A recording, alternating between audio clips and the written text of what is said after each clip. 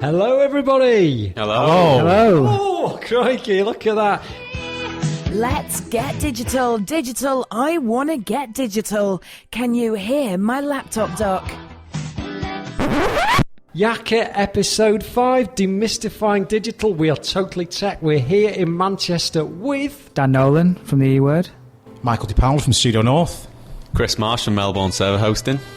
Garry Byrne from Powered by Reason. Oh, Gary there on the side, our special guest sharing a microphone tonight with Chris Marsh and Dave Thackeray from DaveThackeray.com. And this is a fantastic show. As you know, catch up with lots of news, lots of ideas, and Gary will be speaking to us later. Garry Byrne, as you mentioned before, a fantastic special guest here for Yakker. I want to start off with the News 9. Is that all right, everybody? Yeah, let's do it. Yeah. Go for it. Happy with Good. that? In news. Kicking off with Zomato. You say tomato, I say Zomato. It's a restaurant finder service at Zomato.com. That's obviously with a Z, OMATO.com. Coming to Manchester. It's one of 5 cities that it's coming to across the world after massive expansion in India. And it's fabulous. I think it's going to be the TripAdvisor of the eating world. Very exciting news from me. Yep, and another thing that came to Manchester from overseas is Hyper Island, the education institution, and they're going to be running a new digital strategy course in October, which looks really fascinating. It's aimed at people who are involved in digital, particularly the planning and strategy of digital campaigns, and it's designed to upskill them and teach them new things about how to apply their trade. It gets going in October, and more details are available at hyperisland.com. Can I interject, DP, before you make your so-called Yakker debut, even though you've been behind the scenes for so long?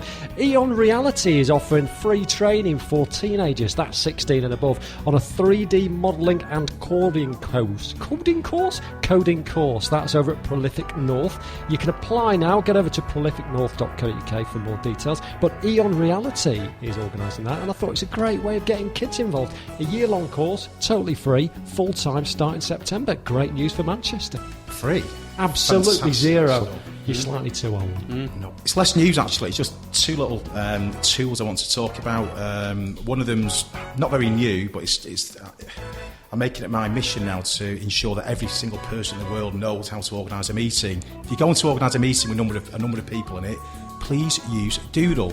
Most of you do. If you don't, get on it, because I'm sick of 23 emails to organise a meeting of 5 or 6 people or more. The second tool is going to save me personally a lot of time, and it's a password manager called Dashlane. I can't be the only person who probably has a million different passwords that float around in my head, float around on pieces of paper, float around on spreadsheets. I've recently discovered this tool and it's fantastic. Download it, use the app, and bring some sanity to your life and save some time.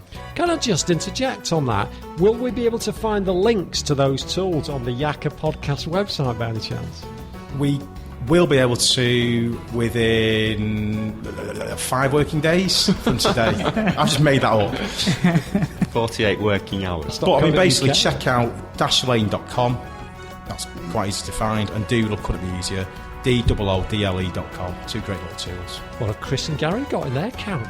Yeah, well, it's interesting you talk about Eon and the stuff that Eon's doing. There's news recently that city chiefs and town hall bosses have said, well, it's a bit of a vague one. They've made a quest to make Manchester a global digital hub by 2020. So with the interjection of the guys at Sharp Project, Fujitsu building at Gorton, and One Central, which I think that's where Eon are based, they said they're going to set up this new initiative, new company called Newco, that's really going to drive digital business and create lots and lots of new jobs. And yeah, again, it's just another one of those great things that Manchester's doing and for the digital community. So it can only be a good thing, I think. Byliner then matches readers with articles based on how much you want to read. It's in the App Store now, and I think it's a little bit snazzy. I've been on the bus quite a lot today. I might have mentioned that to my colleagues on the show just earlier. But I'd like to know when I've got an 8-minute article in my archives that I want to read, and it turns out that Byliner might be just that salvation. So you can find out more about that at Tab Times. Links again on the show notes to this show. Okay, trolls and how to deal with them. How do you deal with trolls? Well, you remove their anonymity, and this is what a new video-based social network aims to do. It's called Tickle, and it encourages users to post a 30-second video of themselves expressing an opinion with the interest of sparking a debate. Other people can comment or post videos back.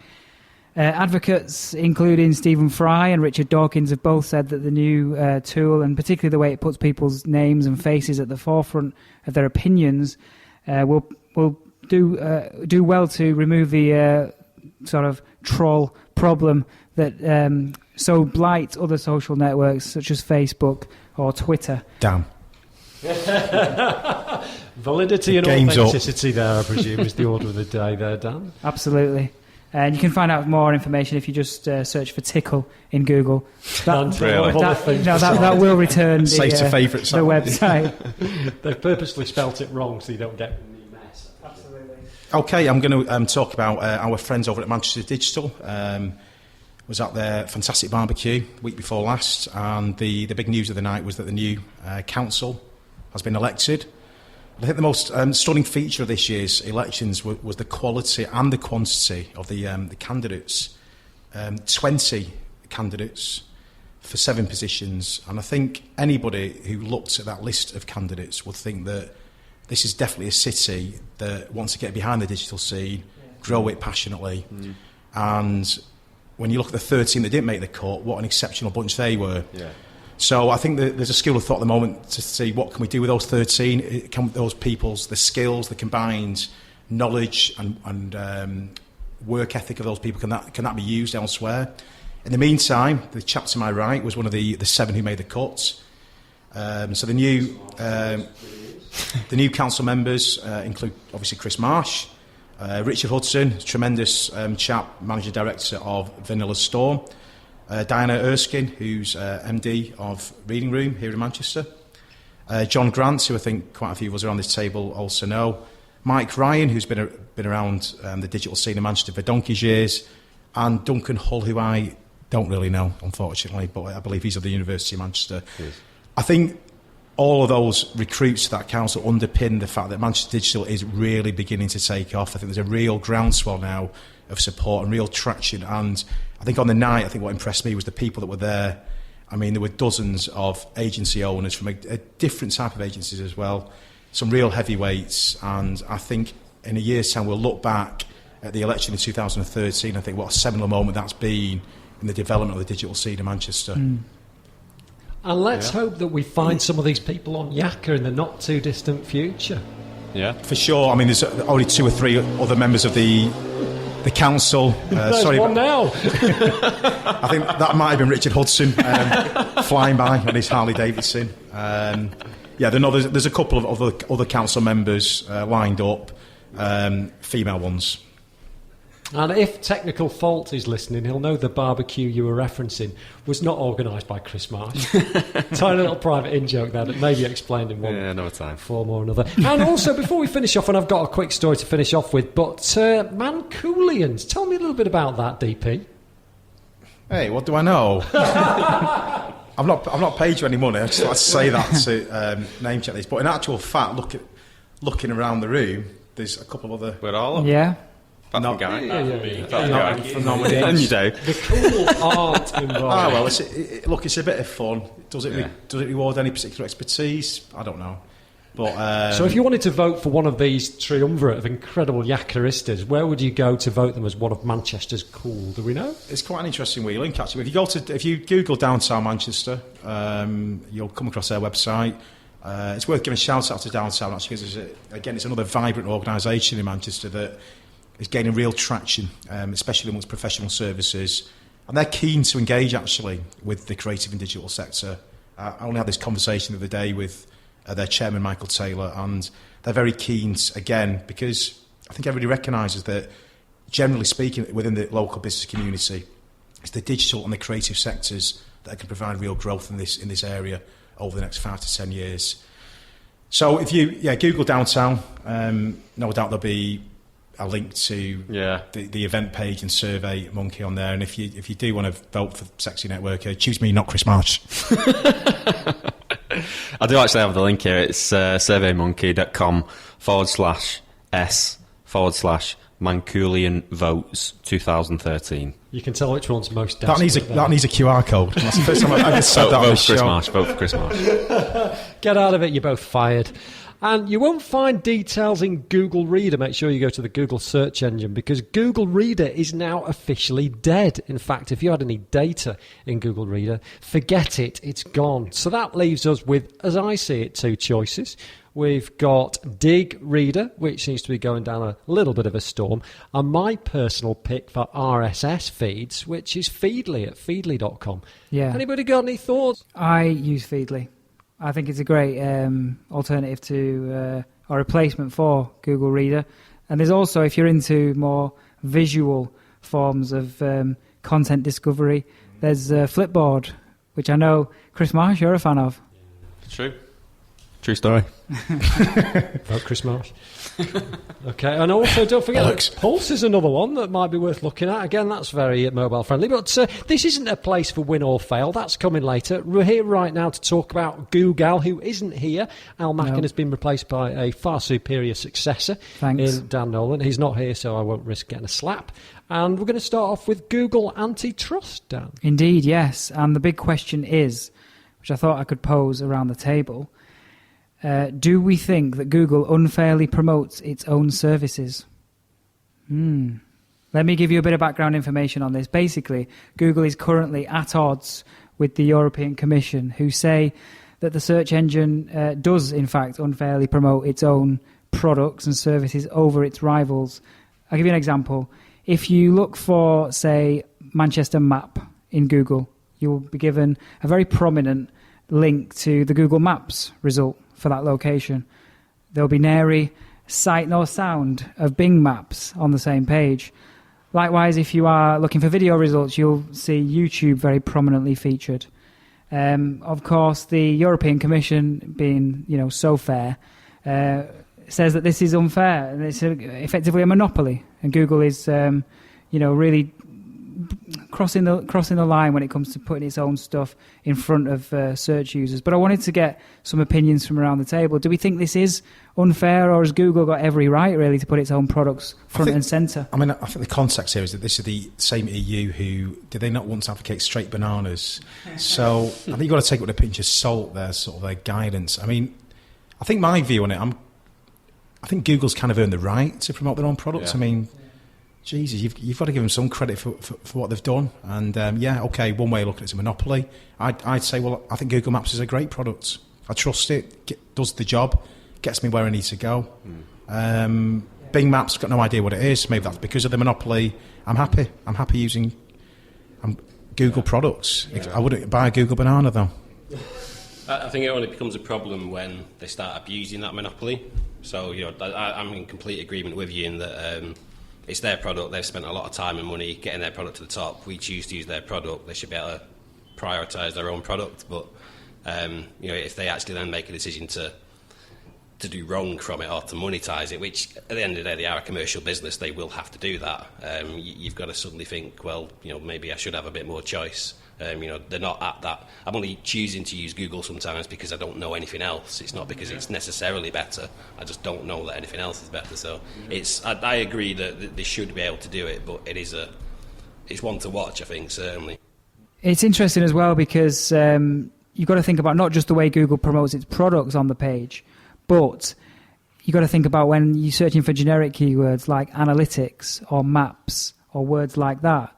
You will pretty much always find the Google product in the first place.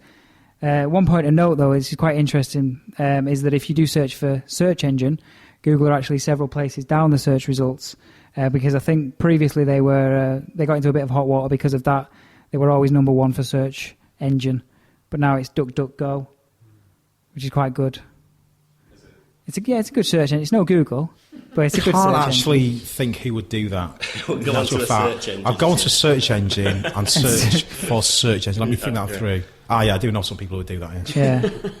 As answer your question, we're not win or fail in this, but I mean, how do you feel about it then? Are you quite happy with it? We didn't come back to you, did we? I think when you've got 90% of the search market, you have effectively earned the right to promote your own products. Google, interestingly, did actually offer in their comeback to the EC, they offered to put like a border around their own products, which would probably make it more prominent, not less so, but also to link to alternatives, i.e. Bing and other providers of products like Vimeo. But the EC rejected this, so they remain at stalemate, and it'll be interesting to see how that plays out. It's a consumer choice, surely. It's just it's whatever the consumer wants. Yeah. Well, this is all about Google, and here is an impromptu advert for your erstwhile industrial companion, Al Mackin. He may be, in fact, I'm going to put a stake in the sand right now and say he will be adding an extra special masterclass to the end of this show. So forget about the production experts. This is what's going to happen. So stay tuned right until the end, because there's a fantastic Google-related masterclass for you. But first, Google Enhanced Campaigns. We've got a bit of a checklist coming up now. This excites me, Dan. Yes, well, this is the story of the week, really. This is the week, this is D-Day, when Enhanced Campaigns, which is an update to AdWords, has finally become compulsory. So if you weren't previously running Enhanced Campaigns, you are now. You better log in and work that out. Basically, in February of this year, Google unveiled a suite of updates to its AdWords tools. Now, last week, Larry Page from Google said that 3/4 of accounts had already been migrated to the new Enhanced Campaigns, which means there are potentially 25% of users, of accounts, who are going to log in this week with some head-scratching to do. The biggest differences with Enhanced Campaigns are around bid management, specifically the way bids are handled per device and per location. It's actually been the cause of some controversy, particularly around the integration of desktop and tablet traffic. AdWords now no longer differentiates those two types of traffic. The iPad is exactly the same as a laptop and a desktop computer in AdWords now. And also, there is no longer an option to separately run mobile or to switch mobile on or off. Previously, mobile was off by default, and you had to create a mobile campaign, build that and run that. Now, mobile is switched on by default, and the bids are managed as a percentage of your desktop budget. So if you leave it at 0%, it means that your mobile ads will be bidding at the same level as your desktop ads. Which, of course, if you don't have a mobile website, if you have a poor mobile user experience, may mean that you're actually burning money there. What you can do, though, is you can decrease this percentage, this bid percentage, down to minus 100%, and that will effectively switch off mobile bids, mobile ads. What you can do, if you do have a mobile website and you have a mobile audience, as some of our clients do, you can actually increase to 300% the mobile bid level, which will really aggressively push mobile traffic to your site. This might be scaring a lot of people, Dan, but at the same time, I'm thinking, them E-word kids, they know their shit, don't you? Well, yeah. I don't like to brag, but... You have. We know about this stuff, and we already had the Enhanced Campaign switched on for our clients before this. I think you had to be ahead of the curve, really. It'd be dangerous to leave it and then have to... Yeah. Dan Nolan, king of enhancement. They do say that. So the upshot is then, do we need to be concerned? Do we need to go to an expert? Is this something that we can manage fairly effectively and reassuringly in-house? I don't necessarily think you need an expert. You know, it's always a help if you find yourself struggling with anything like this. But I've actually got 3 top tips for anyone who's finding this troublesome this week. Tip number 1, be aware of mobile. If you've not done anything with regards to Enhanced Campaigns, it means that your ads are now probably showing to mobile devices. And if you don't have a mobile website, that's a poor user experience, potentially a poor conversion rate, potentially a waste of money. So log in to AdWords and make sure that your mobile bids are reduced down to minus 100% to prevent wastage on mobile traffic. Secondly, be aware of budget. So now you've got tablet traffic potentially coming through your desktop campaign. That's obviously going to lead to additional spend because you're paying for extra clicks now, more so than you were previously. You need to be aware of this. You need to account for it, because what you don't want to do is let your budget run out mid-month or before the end of the month. Third tip, once you've done the basic housekeeping, work out how you can benefit from some of the new features of enhanced campaigns, like, for example, site links. You've now got more possibilities with site links. You can put them at an ad group level, so individual adverts themselves can have their own tailored site links, and you can see stats coming back through AdWords for the success of those site links. Site links, by the way, are the little links that appear underneath pay-per-click adverts. You can click on them for extra info. There's also real improvements to the way geographical bidding is handled. Before, it was a bit. You had to hack it up a bit. You had to clone your campaigns and then just put them in different places around the country. Now you can use this percentage system again to increase or decrease areas of the country that are important to you. So you could have campaigns that are running in Manchester and London, for example, and then not other places. And that's much easier to do now if you can just get your head around the geo bidding thing. Heck, Dan.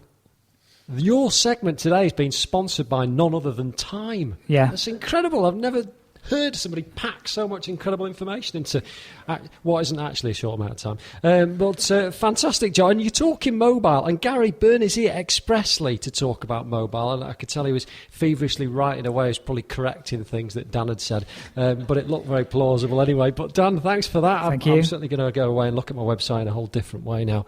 Probably the way that my customers look at it. But before we do, let's just have a little chat around robin round the table. And I think we'll start with Garry. We'll pounce on Garry because he is the coveted guest of the month of Yakker. What's been going on in your world the past few weeks, months? Any notable highlights? Steal that microphone away from Marshy and have your say. Yeah, not much, to be honest. Work's been nice, but mostly it's been about barbecue, I think. Making the most of the summer.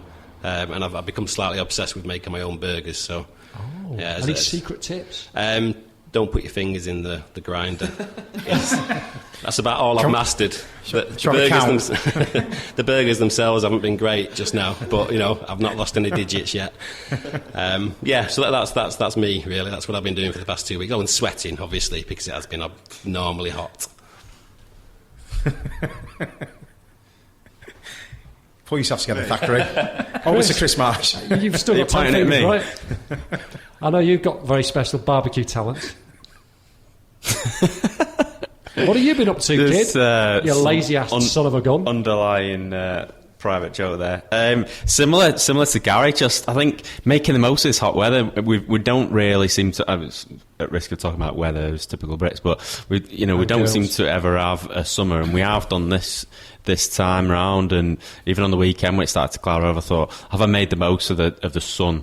Have I done all the things that I wanted to do? And would I look back and think, I wish I'd have done that, I wish I'd have gone here or had more barbecues? So just really trying to do that. So there have been a couple of barbecues like DP mentioned, the Manchester Digital barbecue, which was fantastic, really well attended. The following night was the Forever Manchester barbecue, which again was another social event, but it just really brings together the good people of Manchester in the right community and with the right attitude. So it's just a great time to appreciate those sorts of things. Chris Marsh there, who never leaves an inch of Manchester unturned on his travels in his Penguin, whether it's winter, spring, summer or autumn, making the most of every single entertainment opportunity. Well, from the climatically analytical to the basking in the afterglow of newlywedness, Mr. DP, how have you been doing? Newlywed, that's... Relatively speaking. Yeah. Flipping heck. I'm going to continue the thread, actually, because I think I've gained a new skill over the last few months, over the last few weeks in particular. I'm really managing my diary well, and I've become very adept at organising meetings outdoors. So I've managed to structure something like 5 out of my last 9 working days into having meetings in spinning fields, particular types of meetings around sort of 3 o'clock in the sunshine, and absolutely milking it for everything I can get. Aside from that, the rest of the day been incredibly busy. I tend to feel these days in business that, I don't know, the seasonality of years ago has almost dissipated. We used to experience these very trend-driven sort of peaks and troughs throughout the year. I think that's gone now. I think it's led by people taking holidays at more unusual times. I think it's led by the unpredictability of the British weather. But I just find it incredibly difficult to predict how busy we are going to be as an agency from month to month. Last year, we had our record month in July. Now, 5 years ago, that would have been impossible. And we're following, it's a similar story this year. It's the middle of summer. It's the time of year when people in this agency are booking off holidays, and we're busy. We're busier than we were in the spring. Juggling with that. As you know, we always have plenty of stuff going on outside the agency. Actively trying to find another venue for Twitface in September. That's a bit of a current hot potato. Victims of our own success, because trying to find a venue for 400 people on a Friday night in September, Freshers Month, is difficult. It's really difficult. It's a commercial challenge that we're going through at the moment. And I hope to include as many people as we can in that, because I've had offers of smaller venues. I can do that, and that's fine for the loyal crowd, but it means me excluding people. I don't want to have to do that if I can. So yeah, that's kind of it. I've got an article in the works for Forbes.com, and I was looking for a magical phrase to use, and the seasonality of business has dissipated is going to be the start of this magnificent feature. Thank you, DP, for inspiring me with that magical Hopefully tone. worth the entrance fee alone, which was free. Talking about barbecues and that, Sing and another couple of organisations whose names I can't quite recall have got a big Bondi Beach barbecue at Barker or something next month, on the August the 15th, I believe, Thursday Okay, night. I'll retell that story. It's JCI Manchester, Creative Pro Manchester, and Sing, who've come together, 3 organisations. And again, another positive facet of Manchester at the moment is this collaboration that I think was a buzzword maybe a year or 2 ago. It's actually happening now. Organisations coming together to organise things and adding value and connecting people from within those groups. So yeah, there's a fantastic barbecue planned. I know ticket sales are going superbly well, but I'm sure there's still plenty left, because it's a massive venue there actually outside. It's now called Barca Live. It was Barca. It became Bohemia. We're back to being Barca again. And if the weather holds up, that will be a tremendous evening on the 15th of August. And again, in terms of a call to action, if you Google Creative Pro Manchester Barbecue, you'll the first search returns result will take you to that Eventbrite page. £20 non-members, £15 members, correct? Or can you ask DP for a special offer code If to get you in you for a fiver? if you send me an email to michael@studionorth.co.uk and use hashtag Yakker, the first 3 people to do that, I will get them free tickets. That's it. First Yakker offer. Yeah. Just bought mine down. That backfired, didn't it? You mentioned a good point about hosting meetings. I think this might be a subject for debate in a future Yakker, because we all go into meetings, don't matter what time of the year it is, whether it's summer, whether you've got your top on, top off, and it's somehow difficult to rouse the rabble, and I think that would be a really valuable lesson for people to learn, is how to host effective meetings in the rain, in the shine, whatever it is. We have meaty walks at work where we get out into the country park and have a chat.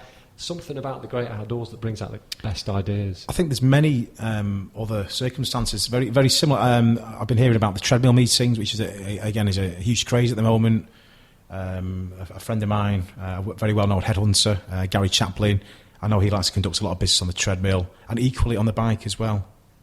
Going out, hitting the road, doing 20, 30 miles, and literally interviewing people on the bike. So this is the world we live in. We've got reduced hours of the day. We've got family, we've got busy work lives, so it's about maximising potential. And there's 2 ways of doing it. Love it. So it's not all about digital, it's about maximising the time in your day. Just got to grow those big sideburns now and gain a bit of fitness, and we'll be there. Now then, Dan, what about you? You've given us lots about Google and search. What have you yourself been up to this past month and a bit? It's funny that DP mentioned cycling there, because I've bought a bike. So it was my birthday recently, and I treated myself to a bicycle, and I've actually been out, took a few days off, went on a couple of bike rides, bit of fresh air, enjoyed the vista. Up the canal?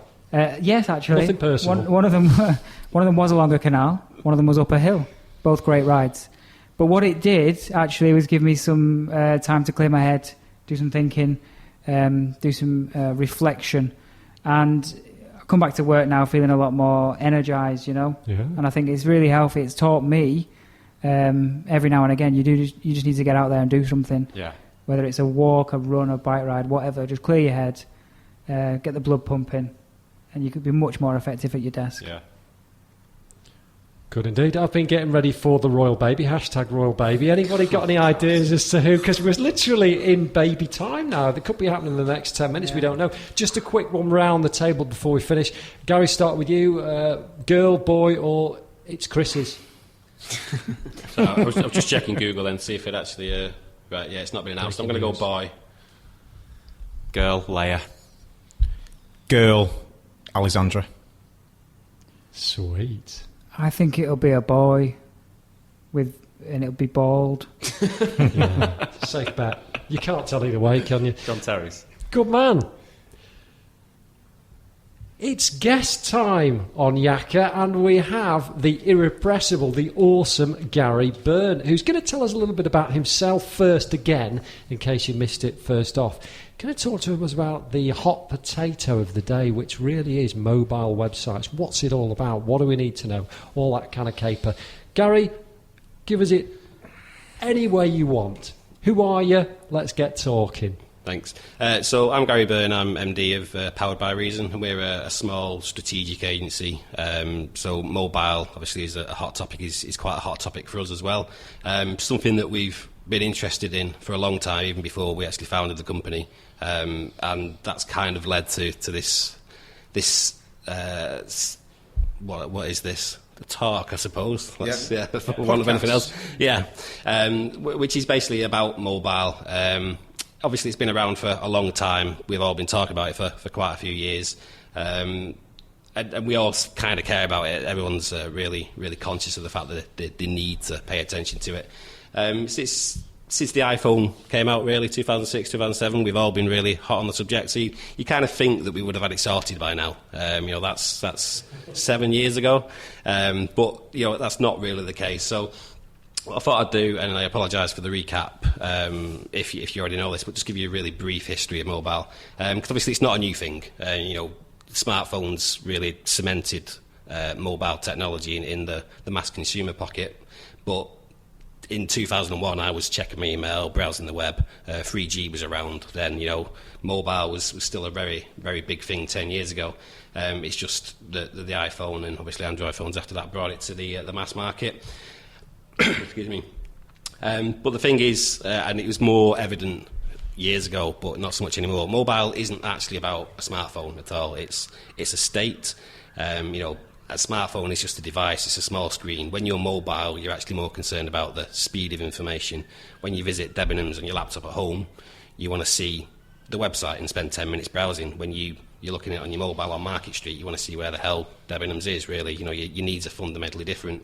You might only have one finger because you're driving with a coffee in the other hand. You might be barbecue at your house. Exactly, yeah. You might want to find a kebab shop, the nearest taxi, that sort of thing, 'cause it's the end of the night. All these sort of kind of things are you as mobile, not the device itself.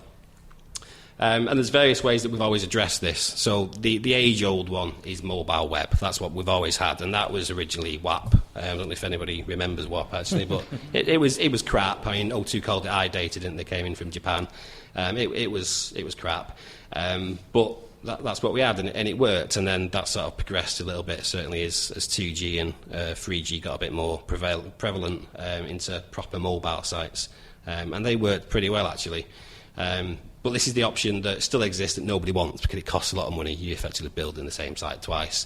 So there's a lot of stuff that grew out of that, frameworks that you can build mobile on, which basically says you get the same mobile site as everybody else, except it's got your logo and uses your colours. You can have it for £200 a month. My opinion on them is the crap because they look the same as everybody else's sites, and they're not very tailored to anything at all. And then there's this thing called responsive web design, which is the future, if you ask anybody, really. What do you guys prefer? You have a preference? Well, I think this is a really good question. Yeah. And if you ask Google, they've said that responsive design is the best way of presenting an SEO-friendly mobile solution. But that puts some businesses in an unfair position. Like, for example, online casinos, bookmakers and sites like that who have very complex websites, It's very difficult to just suddenly click your fingers and make them responsive. Sites like that, a dedicated mobile site, is probably the best thing, and I think it's almost unfair of Google to somehow suggest that they are not doing, best practice by doing that. Yeah, I mean, that position is exactly the problem with responsive. It's been sold as this way to redisplay your content without completely redeveloping it. You don't need another content management system. All you need is do your templates once and then put a bit of responsive web design in it, and it will magically appear perfectly for every device. And it doesn't do that at all, really. I mean, the way responsive actually works is it detects the screen size of the device you're on, not actually the reported screen size, because the traditional breakpoint, and sorry if I get a bit technical here, but it breaks at 320 pixels. So basically any device that visits your website and says, I've got a screen size of 320 pixels, it will show the responsive version. An iPhone 5, for example, is actually 640 pixels wide, but it lies and tells the website it's only 320. Right. So you hit some problems there because it's telling you something that it's actually not. But there's deeper issues as well, isn't there? Because, I mean, it detects, am I right in saying that it detects the hardware, essentially? Does it detect other things, though, like broadband speed and connection? So it's making assumptions about what you want to be served up as a consumer without really having the full story. And I think my view on all of this is about choice and the choice of the consumer and what level do I want to engage. So actually, the chap to the left of me, the E-Word, their site, you go onto their website on a mobile phone, and it asks you the question, do you want the mobile site or do you want the full site? And it's very explicit. I'm not having to zoom in to find that. I think that's the best way to do it. I think that's what we should potentially do, because you're asking the consumer what experience do they want. Do they want the scaled down experience? So before, I just wanted to call your office. So I went for the mobile route and I found the phone number straight away. I'm sure if I went for the full site, it might have taken me an extra click or two. But as a consumer, I left with a positive experience. I find certain mobile experiences incredibly frustrating. I think the one for me at the moment, LinkedIn on mobile, I don't know what they're doing. I don't know how I can use that site, app, whatever. Whenever I'm on mobile on LinkedIn, I just feel I can't do anything. And I don't know why. I don't seem to have a choice to go to full site and see more and find out more. If it's there, it's hidden away. I wonder whether the problem as well is that we're not thinking deeply enough, perhaps, Guy, because to me it's all about contextual driven websites. It's thinking that I want a website that gives me different information when I'm out shopping to when I'm sat in a cinema with Marsh eating his popcorn. I want different features. I don't want complicated features. I want stuff that is relevant to my particular time, my particular place. And I think Shell Israel and Robert Scoble are putting together a book at the moment which is all about sensors and understanding where the consumer is, understanding what they're doing, rather than just thinking as superficially as what screen they're browsing the website on. And to me, that's why, and I keep shouting about it, gov.uk to me is the perfect website, because it doesn't matter what device you're on, you'll always find what you want. It's got fairly good search, the search is getting better, and it's largely what the web was built on, which is just literally links and finding information. Well, this is it. I mean, one of the key drivers for responsive web is that a desktop site is too complex on a mobile. Simplify it using responsive, make things bigger, hide the menu or make it a drop down. The argument should really be, why is the site so damn complex in the first place? You'll hear time and time again, and it's a very big marketing statement to make at the moment, that virtually every online experience is going to be mobile driven, in the next few years. And yet then we're saying, because of that, what you should be doing is making your website mobile friendly. If mobile is going to be dominant, why aren't we building mobile and then just making sure it works on desktop? Why aren't we doing that shift of a perception? And as DP was saying before, there's an assumption, because it's loaded on mobile, that therefore it's going to be touch, and it's going to be this, and it's going to be that, and it's going to be the other. And that's not right at all. The only thing responsive can do is actually deal with content. It can say, you've got a narrower screen, so this content needs to be reorganised to account for that narrower screen. Help you read, make the text a bit bigger, make the line spacing a bit bigger. It doesn't know that you actually got touch or not got touch. We were talking before, Chris has got right now a touch screen laptop. It's got a HD resolution. You can't use it because it doesn't actually know the website that he's got touch. So he'll try and tap on a link and it's not going to work. So that's the actual problem. Responsive design is sold in, unfortunately, incorrectly to clients, and clients believe that it is the solution for mobile, and it's actually not. It's just the way to deal with with content, really, on a smaller screen. But then you'd say the solution isn't really to try and fix mobile at all. As I started at the very beginning, we haven't fixed it. It's been a problem since we started. Why are we still trying to fix it? I've never actually had a problem perusing a mobile site. Any site really on a mobile. The problem has always been that the content's been crap. It's been poorly organised. There's too many bigger menu. But pinch zoom works. Everyone knows how to use it. Double tapping works. The finger focus is brilliant on most smart devices. Why are we trying to do away with millions, if not billions, of pounds of research at hardware level to try and create these sites that look fundamentally different? So when I visit, that's a really good point, though, Gary. Something I want to raise as well is that you see this fluctuation in the size of devices. You hear about phablets. Today we heard that there is a 13-inch iPad in the works. If any of you guys caught on that news story, fantastic, formidable. Steve Jobs now gone, obviously he would have cocked a snoop at that. But the theory to me is that we've got all these small screens. There's a race for better, higher resolutions on phones. Are we in almost like a blip phase at the moment where we're just trying to find our way and we're trying to get back to the position where we were fairly comfortable with desktop-sized monitors? We can now have that resolution size on devices that will fit in the palm of our hands. Is responsive really still important when ultimately we're actually harking back to the days of having the same sort of resolution in a desktop monitor as what we can get these days in a phone? I think that the problem is that we're chasing our own arses, basically. As a new problem comes up, we try and react to that. What we really should be doing is looking at what's going to be there in 18 months and creating the solution for that. So by the time it's here, we're ready for it. Unfortunately, no one wants to do that because obviously he's not going to want to make money for 18 months when you can rinse your clients for responsive web design. And I say that lightly, I think, or heavily. I'm not sure which way that works. But yeah, there's things that responsive web design does actually work very well as long as you don't try and overuse it. And as HTML standards evolve and are able to report that hey, this device is touch and this device has actually got a fantastic DPI. You don't need to make the text bigger because you can read it when it's small. The DPI is great on it. As the websites can respond to that, that's true responsive web design. At the moment, it's just the content thing. But it's why should we bother? Why should we just let the hardware fix the solution? Apple, Google, Samsung, they all spend a fair chunk of money making sure their device is usable. Let's just let them do it and provide a consistent experience that way, and we can actually spend our money making our websites clean and usable in the first place.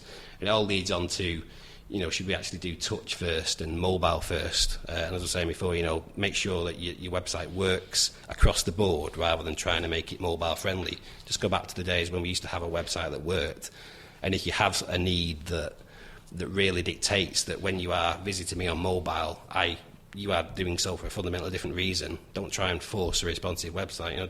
Curate a site that actually works for them.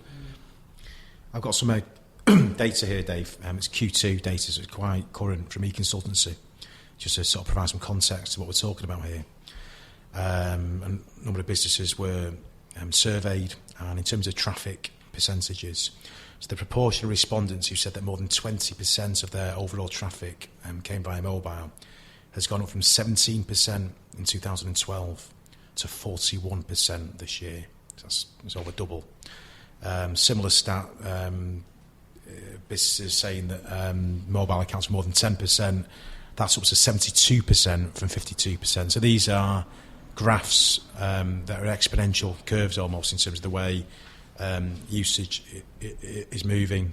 Facebook mobile, the app, 751 million people are now using Facebook on mobile, and that's up 54% on last year. So again, I think there's been talk about Facebook peaking, numbers coming down, maybe in the UK overall, but certainly mobile globally, no, it's on the up. So it's moving more and more towards mobile becoming the primary usage. I think that sort of underpins your point before, Gary. Yeah, I mean, it's going to get to a stage where we're designing primarily for mobile, secondary for desktop. I think what we're all here for is to get some good tips and advice on how to do it right on mobile land. So let's just have a quick round the table in case anybody's got any ideas or suggestions of how our fantastic listeners can do mobile better. Well, I think I framed it before. I think choice for me is personally important. I want to be able to choose what experience I want, because sometimes I want to go and find out a lot of information, sometimes I don't. And my view is give the consumer the choice and then present two experiences of that brand. One is a reduced experience. It's giving them the basics. It's giving them the phone number, the key information. And then if they want to dig deeper and find out more, let them do that. But, they may well go do that on the desktop anyway. So, but, we're in a world of multi-channel marketing, and this goes beyond this conversation. It's all about consumer choice and allowing, whether you're B2B or B2C, allowing consumers of your product to interact with your brand however they want to, and fine-tune it over time. It's as simple as that. They're in control. Might as well let them know they're in control. And I don't know about don't think you can dictate the channel to the consumer anymore. I think they choose the channel. You've got to listen to where they are, and you've got to be there. And if they're going to be a mobile, whatever your product or service is, damn well make sure you're there, ideally before they are. Always have want that to know insight what you're and that missing intelligence. as well on a mobile version of a website. I'm always thinking, well, there's probably something more to this on a desktop site, and they're just bastardising the site for my benefit. But actually, I'm not getting a whole lot out of it. Dan? My top tip is don't make assumptions. Never make assumptions for well-documented reasons. Primarily when it comes to mobile, though, one thing you can do is check Google Analytics, right, and see what your traffic profile is like by device. If you've got a lot of people coming to the website on their iPhones, on their Android devices, whatever, perhaps you're a business website, you've got that audience, it's going to tell you that you should design primarily with them in mind, rather than having a desktop site that you sort of hack bits off of to make look good on phones. Flip it on its head. If you don't have any mobile traffic at all, don't think that you need a mobile site, because you probably don't. If your website traffic is using a computer and using IE8, don't bother with mobile. I've always said content first, then mobile. I know a lot of people say mobile first is the way ahead. Gary, closing comments. What are your thoughts to finish off? Well, it's not something that I think there's an easy answer to. You take the BBC News website, their content delivery requirements are very simple. It's news. Responsive works very well for that, because you're just reordering it because you're purely dealing with content. For someone where their users' needs are fundamentally different on mobile than on desktop, they need, unfortunately, to spank out some cash and develop a proper mobile strategy and a proper mobile site. They're not going to do their clientele justice just by making it a bit bigger and a bit reorganised using responsive. I agree with what's already been said. Really, make sure you know your audience and don't make any assumptions. And touching on the whole mobile first thing, I think 2 years ago I hated that phrase absolutely, because it wasn't right at the time. But now mobile's becoming so intrinsic to the way that people are using it, and it's many people's primary devices, especially when we start including tablets as well, that I think it is maybe not so much mobile first, but just an approach that doesn't need simplifying for mobile, so it's simple in the first place, and that will naturally work on every device then anyway. I think it's the best approach for now. Great news. Well, that was a fantastic wrap from Garry Byrne there, talking all about mobile. Come to yakkerpodcast.co.uk for the news first, but also check out smashingmagazine.com if you're remotely interested in design. They've got some fantastic tutorials out there worth a look. We're going to move on now to, well, it's win or fail. And talking mobiles, one of the greatest buzzwords in the mobile world these days is mobile video. And we've all done Snapchat and chat roulette. We've all lived to tell the tale just about. You have. Me and Gary Vaynerchuk, and mine bigger. And yes, so it's interesting to talk about this. And we've got Vine and Instagram coming up. And who better to talk about that big, mighty battle than DP himself? Right, well, thank you. Well, just before I do that, Dave, the URL is yakker.co.uk. You're happy with that? Yeah. Yakker Podcast. Yakker Podcast. I will try and Twitter. secure that tonight. That's absolutely fine. Make sure you do. Well, this is a bit of a Yakker first this evening, because it's a bit of a mashup between sections. We tend to run two sections, win or fail, and the big brand wrap. And we thought tonight that myself and Chris would join forces, if you will, and talk about a battle that I've described this evening as being a raging battle. And that's between Vine, which most of your listeners will probably be aware of, which is the 6 seconds mobile video app tool, and the latest addition to the Instagram armoury, which is, of course, Instagram video. And we're going to just look at the pros and cons of each of these two tools, which compete in very similar territories, very close to each other, but in actual fact there's some very distinguishing features between the two. And I think I'm going to ask the people around the table here who uses which of these two tools. I think Chris has got some views on how he uses Instagram, and I think we'll look at how they can be used within your business, because I think that's the key to what we're talking about here tonight.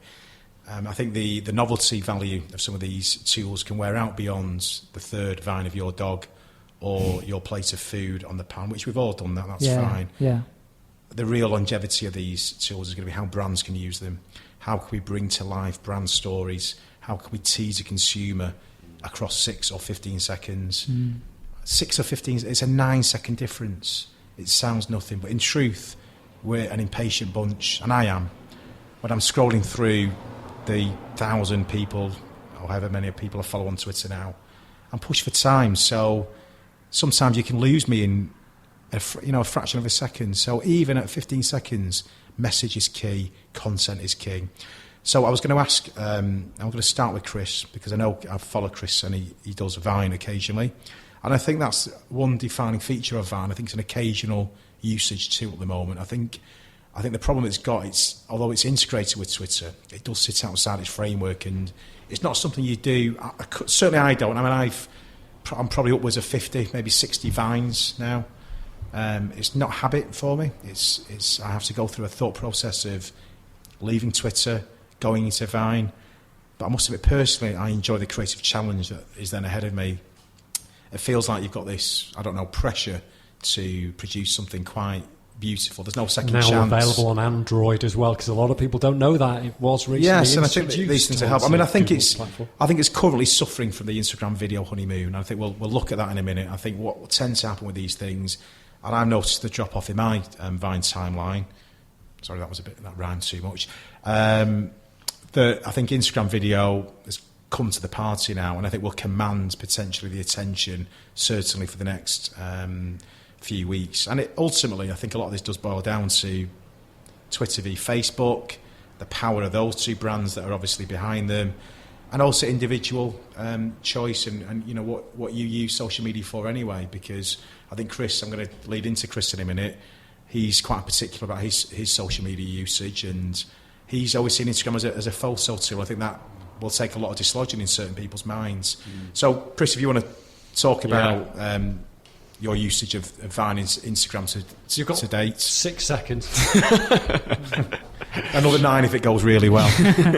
This is exactly it. Like DP says, it's for me, Instagram's always been use it just for images, just for photographs, and have those kind of quirky and old-fashioned filters on there. So it's just so that if someone looks at my Instagram photos, if someone takes a snapshot, that's a snapshot of my interests and the things that I'm into. So similar from a business perspective, I think some of the things that we did at Melbourne was have an Instagram page and just have those images. So if someone looks at that gives you a real snapshot of what life is like at Melbourne, what our offices look like, you know, what type of people, you know, what do we look like. So really sort of give that personification to a brand from an image perspective. Vine, for me, Vine's excellent. I like different apps for different uses.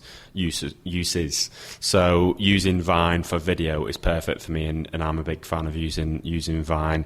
Personally, just for quirky, funny 6-second thing. I don't practice them. I just think that was quite funny. I could probably put that in a 6-second. So barbecue with a funny song that Dave's not invited to, and doing it that way. I'm not sure how brands are going to adapt to use Vine. Personally, I see stories of Nissan and Honda, so motor companies using Vine and Instagram to promote their own services. Personally, I just think that they're just taking advantage of another source of media to be able to reach their audiences. But so for me, using different apps for different uses, so I'm not one for Instagram video.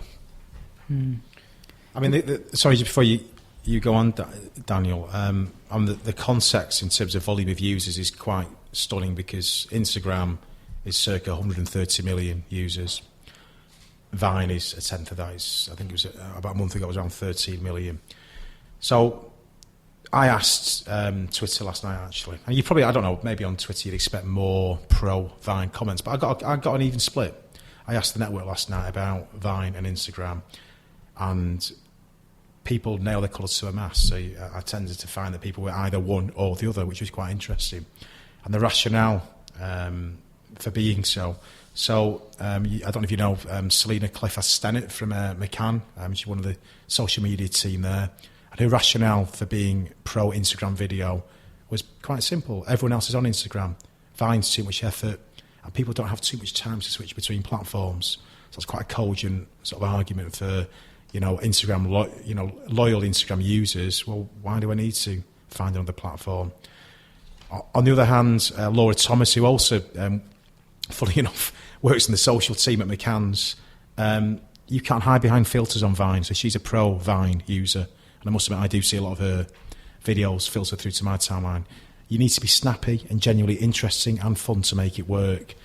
So it's a different rationale. It's a long tweet. I keep hearing it's all girls who are opining to us from afar, but I don't get to see them in the flesh on Yakker. Maybe they want to come and explain their I'm views. sure in full. Laura and That's on the Selena will be next very edition. willing participants in future shows. But sorry to interrupt. I think Instagram has the natural advantage in that sense. It's got a far bigger audience, and I think Vine is very much going to be up against it over the next few months. As everybody, I was talking about, the brevity of conversation, but the truth is most people want to get as much content across as they can, and 15 seconds opens up a few more opportunities than you have to be cleverer with 6, and 15 allows you to potentially take a soundbite from a CEO about a new product launch. It allows you to show more of a movie trailer than 6 seconds. So again, it's horses for courses, but I think the signs at the moment is that Instagram is knocking Vine down a peg or two. The stats, certainly from the download charts, are that when Instagram came onto the scene, Vine dropped significantly.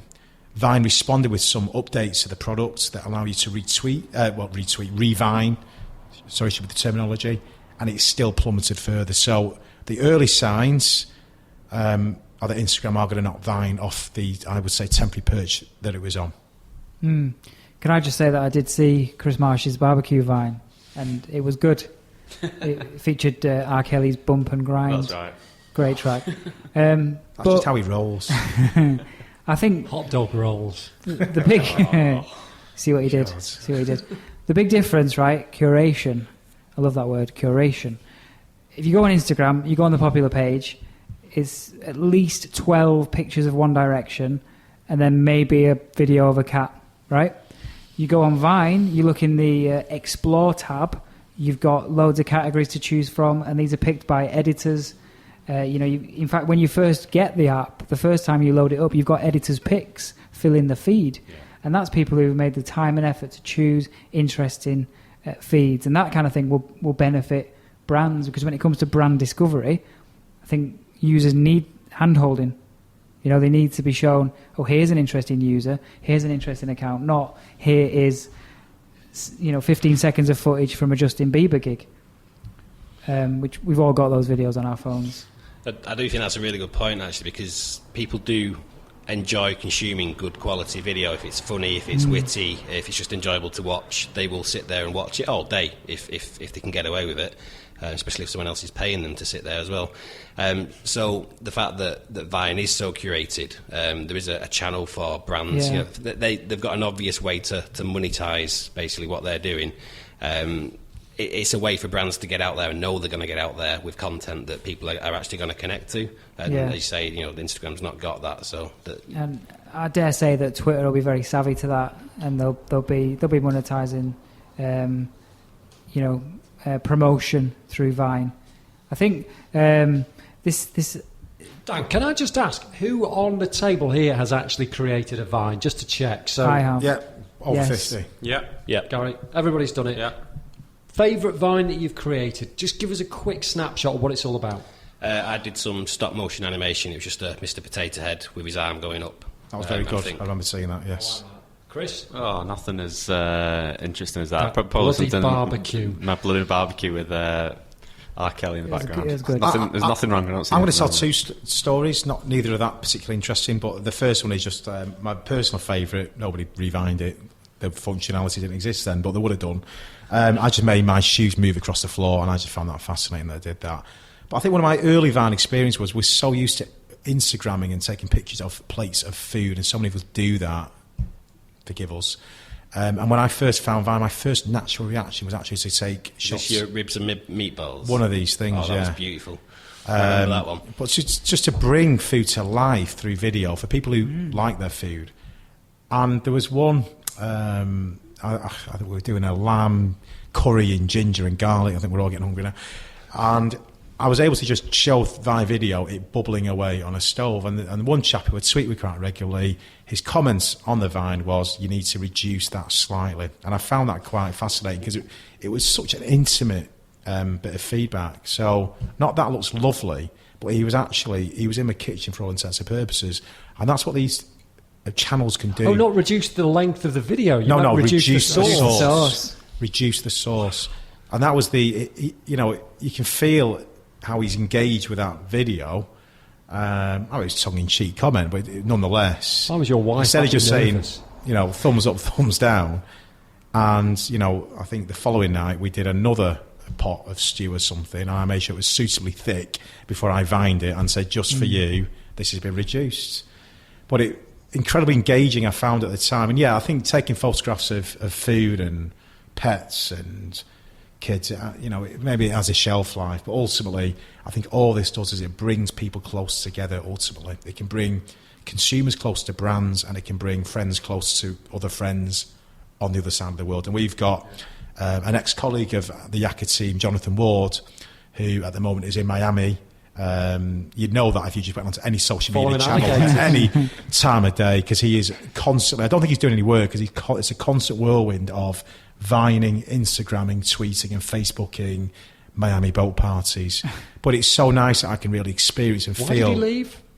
Here, can we take that one off microphone, please?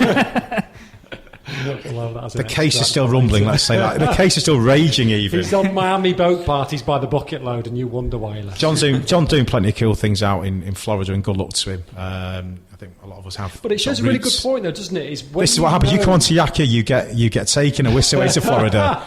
We're biding our time, Dan. Well, what are we talking about? I don't even know anymore. Something about Florida. Back to the subject at hand, Vine. I have only made one Vine. I do prefer to watch. But my Vine, similar to DP really, it's a food one. And I did a bit of stop motion, if you will, of the preparation of a tandoori chicken salad, which was going really well, and then it got too fast, and I kind of I spoiled it at the end by going too fast. But it was good. I enjoyed that. I do think, just going back to this thing about the audiences, though. Yeah, it's always about the audiences, and Instagram. True, there's loads of people on Instagram, but it still comes back to me. If you're a business, just because there's loads of people on Facebook doesn't necessarily mean you should be on Facebook yourself. If you're B2B, for example, might not be the right place for you. So you can never really make these decisions based on numbers. It should be based on medium and audience. And Vine might be the best choice, even if it's smaller. I saw a great application the other day which was all about video messages, and I know Skype lets you video message people now above and beyond the real-time chat, and I thought that was good because it can also be about making people feel special. And if you isolate 15 prospective clients and you're making videos that tell stories with them in mind, like DP was saying before, the guy who wanted him to thicken up his stock, I mean, to reach somebody on that kind of emotive level is absolutely knockout. Imagine if you could do that with a high-paying client. Bringing your company more in alignment with theirs, showing them things that you can do that they hadn't even thought about, but doing that in video, moving pictures rather than texts, in proposals, in manifestos. There's something very, very special, very, very exciting about that. And I think it's just about thinking about it in the right way. I think there's huge untapped potential yet on these two. And I think it's like, we were talking about mobile 7 years on, and we're still trying to find the right answers to the question. And I don't think it'll be 7 years on, but I think the use of quick video, I think there's a lot of ups and downs that come in this year. What I would say is if you're new to Vine or you've dabbled with, there's a couple of people that I suggest you look up who are particularly fantastic exponents.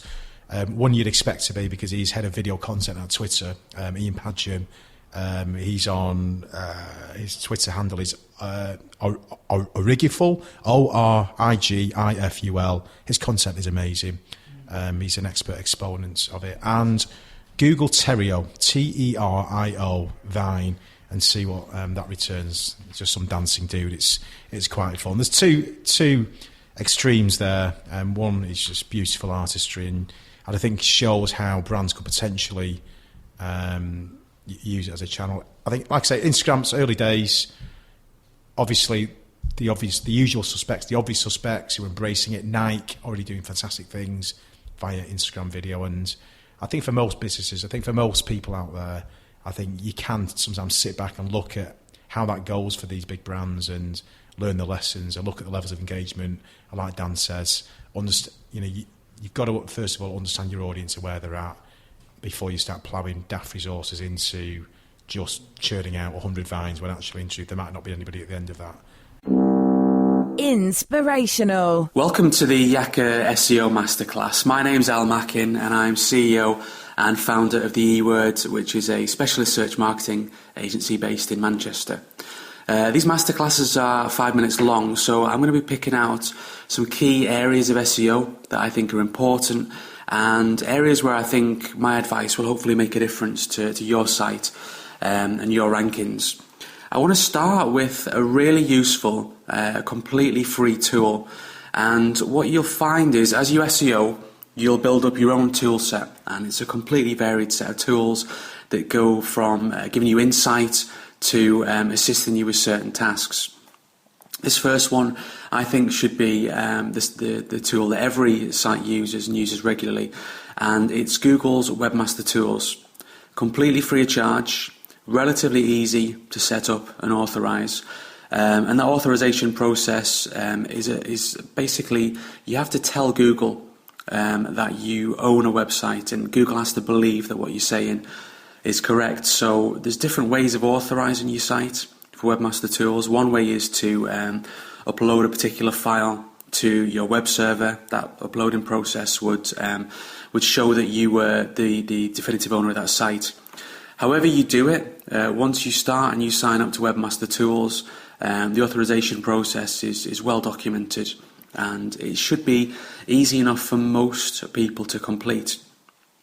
Now, once that Webmaster Tools authorization process is complete, you can then access the tool itself, and the reports that you see are exactly the same no matter how you authorize your site. There's lots and lots of really useful information in there, and what I found is that with Webmaster Tools, it's a tool that's constantly evolving and growing much faster than Google's other tools such as AdWords and Analytics. So when you log in, you'll often find new sections or new reports, and the first time you do log in, you're probably going to be overwhelmed by all the different sections in there. What I'm going to do over the remaining 3 minutes is to cover off some of the sections that I think are really important, especially for beginners. And I'm going to start with the section on sitemaps. And Webmaster Tools allows you to submit sitemaps, but also monitor and understand the sitemaps that you've submitted. And sitemaps are a bit of a hang-up from SEO from years ago. It used to be that you would have to tell the search engines about all the pages on your site for you to have confidence that they would know about them and would then put them in their index and you then appear in the SERPs.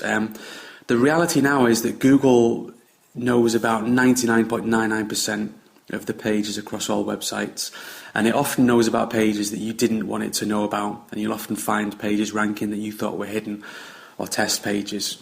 There's a really good reason to use sitemaps, and the first one is it's good housekeeping. You know, Google still recommends that you put sitemaps together. If it happens to mean that just 1 or 2 pages on your site are then ranked and are then shown to the public that wouldn't have been without a sitemap, then I think it's worth doing. And I always think it's worth playing by the rules and making sure that you act as a good webmaster. However, when you submit a sitemap, Google will show you the number of pages that you've submitted within that. And it will also show you the number of those pages that are indexed or appear within its databases. And that's a really useful metric because it shows that, for example, you may have 1,000 products, but only 800 of those pages are being indexed by Google. That suggests that there's a bulk, 200 pages, that Google doesn't see as quality or for some reason doesn't want to index. So the process of creating a sitemap, adding it and then monitoring it will give you some indications as to how many of your pages are low quality, low value, whatever the reason is for it not being ranked properly. Webmaster Tools will also occasionally send you messages, and these can relate to things like your link profile. So these are quite serious messages around your linking strategy, and these have to be well considered, and you have to take these messages quite seriously. Google will also highlight errors on the site through messages, but also through the errors section. And that's a really useful bit of feedback from Google, because it could be highlighting errors that you didn't know existed. It could be discussing areas where it thinks your site is weak, such as missing metadata or other things. And that's just another really useful set of pointers from Google that should help you form your SEO strategy and make sure that your site is 100%. That's my time up for today on the masterclass. I'd advise, as always, if you're working with a new tool, take a little bit of time out, explore it, and try and get some feedback or information from the community or the industry as a whole to try and understand what you can do with the additional features. Happy SEOing.